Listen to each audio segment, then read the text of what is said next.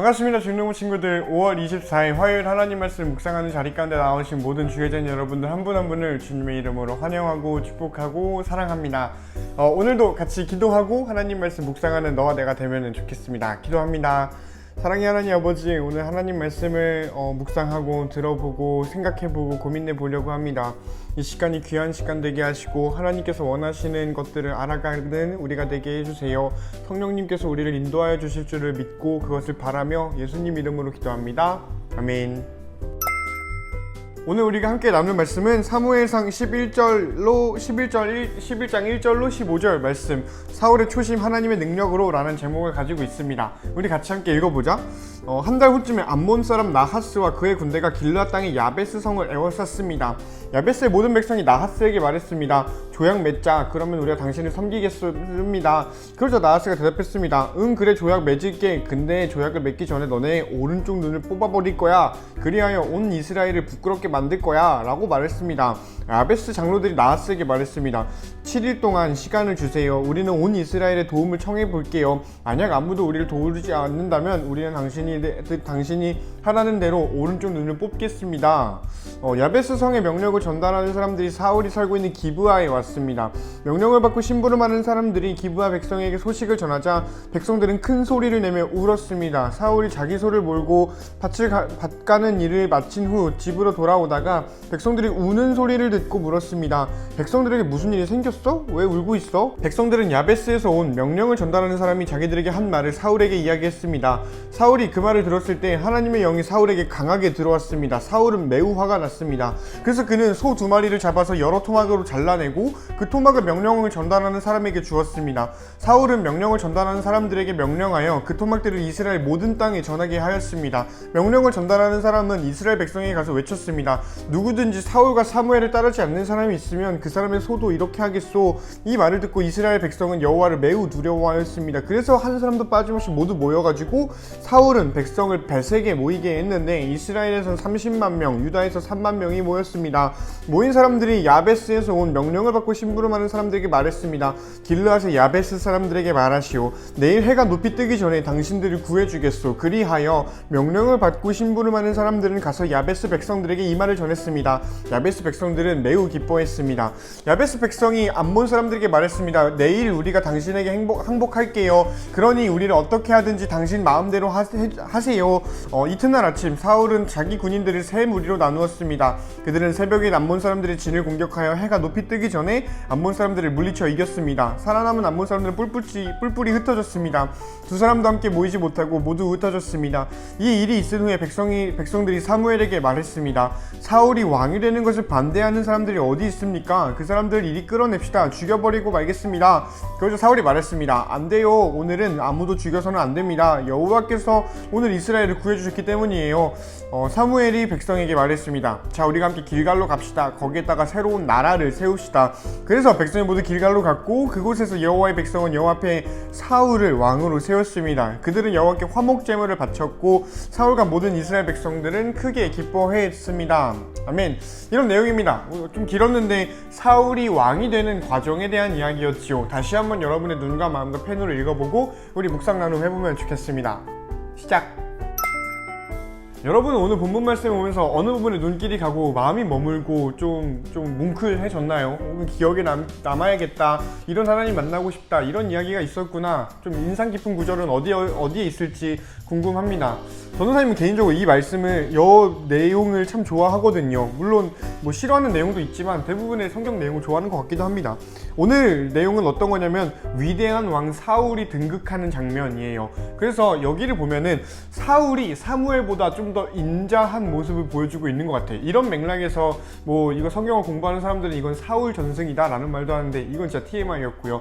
사울이 나쁜 사람으로 그려지지만은 않는다 라는 것이죠. 여기서 보면 누가 봐도 사울은 이스라엘의 구원자예요. 길르앗 야베스가 이렇게 난리가 났을 때 그 야베스 백성이 매우 기뻐할 수 있었던 이유는 뭐냐면은 사울이 이 야베스를 도와주러 가겠다라고 이야기를 했기 때문이고, 실제로 야베스를 구출을 해내지요. 암몬 전투라고도 불리는 장면이에요. 그리고 나서 사울이 사무엘보다 되게 멋진 말을 하는데 뭐냐면은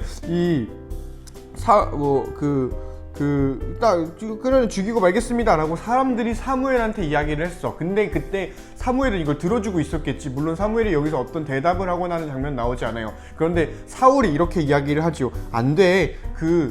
지금 이 장면이 사울이 너무 대단한 일을 했으니까 누가 사울을 반대하냐, 사울이 왕이 되는 걸 반대하는 사람은 이상한 사람이다, 그 사람 죽여버려야겠다 라고 할 정도로 사울이 대단한 추앙을 받고 있는 장면입니다. 그때 그러니까 사울을 긍정하지 않는 사람들에 대해서 죽이자 라고 이야기를 하고 있는데 사울이 나서서 그러면 안 돼 라고 말을 하는 거지요. 오늘 아무도 죽여선 안 돼. 왜냐면은 하나님 때문이다 라는 거예요. 하나님께서 구원하신 기쁜 날이니까 오늘 우리 안에서 누구도 죽어선 안 돼 라고 말을 하는 거지. 신앙심도 보여지고요, 하나님을 사랑하는 마음도 보이고요, 그리고 이 이스라엘 사람들 한 명 한 명을 사랑하는 그런 마음이 보인다 싶지요. 그래서 사람들이 여기서 한 번 더 감동.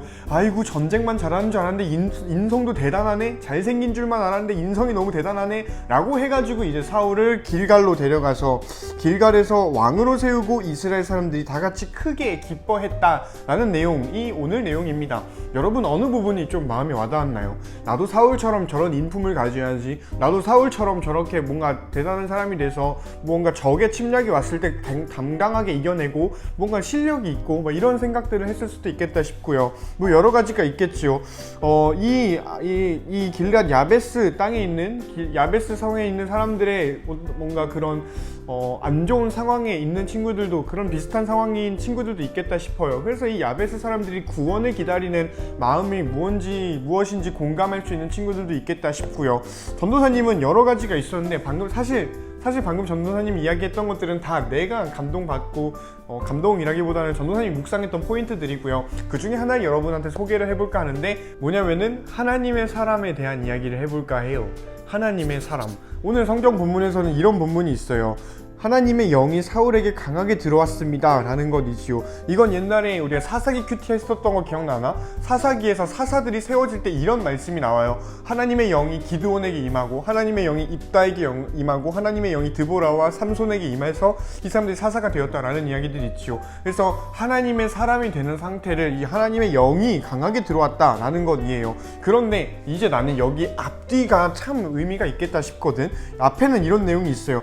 언제 하나님의 영이 강하게 들어왔을까? 언제 사울에게, 언제 이 사사들에게, 언제 이 한 개인에게 하나님의 영이 들어올까에 대해서 성경은 이렇게 이야기합니다. 사울이 그 말을 들었을 때 라고 하지요. 기도할 때가 아니다라는 거예요. 기도할 때 하나님의 영이 들어오지 않았다라는 거지요. 물론 우리가 기도할 때 하나님께서 우리에게 함께 하시지만, 기도하지 않고 그 사람들의 말을 들었을 때 사울은 하나님의 영과 만났다라고 이야기를 합니다. 그리고 이 말이 뭔가요? 이 말이 뭐냐면은 백성들이 우는 소리를 듣고 무슨 일이야? 왜 울고 있어? 라고 해서 그거에 대한 설명을 들은 거지요. 어떤 한 사람이 너무 아파하고 있고 문제 상황을 만나서 끙끙대면서 죽을 둥살둥 눈물 흘리고 있는 그 사람의 이야기를 들었을 때, 그 사람의 이야기를 들었을 때 하나님의 영이 사울에게 강하게 임했다라고 해요. 그러다 보니 전도사님은 좀 이게 의미가 있겠다 싶어요. 언제 우리는 하나님의 영을 만날까? 이거를 성령이라고 똑같이 이야기할 수는 없겠지만은 성령 혹은 하나님의 영을 너가 만나게 될 땐 언제일까요? 기도할 때일 수도 있겠고, 찬양할 때, 말씀 들을 때도 있겠다 싶어요. 그런데 오늘 본문에 따르면 이렇게 말하지요. 가난한 자들과 소외된 자와 고난을 당하는 자와 위로받아야 하는 그 사람들의 사연을 들었을 때, 그때 하나님의 영이 함께 했다라고 이야기를 합니다. 그리고 나서 나는 더 의미가 있는 게 이 구절이라고 생각해. 그 하나님의 영이 임했을 때 이 사울은 어떻게 됐을까요? 하나님의 영이 임했어. 그러면 어쩌라고? 그래서 무슨 일이 있었는데 하나님의 영이 하는 게 뭔데? 라고 했을 때 사울은 매우 화가 났대. 이거 참 의미 있은 것 같습니다. 매우 화가 났다. 그냥 화가 난 게 아니라 매우 화가 났대요. 한번 생각해보자. 이 하나님의 영이 여러분에게 가득 임했다라고 한번 생각해봐요. 전도사님에게 하나님의 영이 가득 임했어. 그러면 무슨 일이 있어야 할 것 같나요?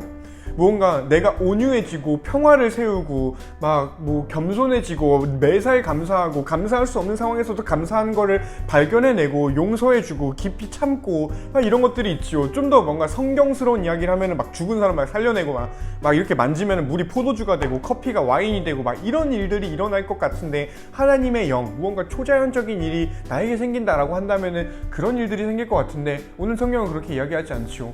화가 났다라고 이야기를 하고 있습니다. 폭력과 불의에 대해서 그거를 내가 듣고 그걸 내가 보았을 때 하나님의 영이 나한테 임해가지고 내가 화가 나게 되는 것, 그런 이 무언가를 보고 화가 나는 감정은 하나님께서 주시는 감정이겠다라는 생각이 듭니다. 그리고 그 무언가는 무엇인가요?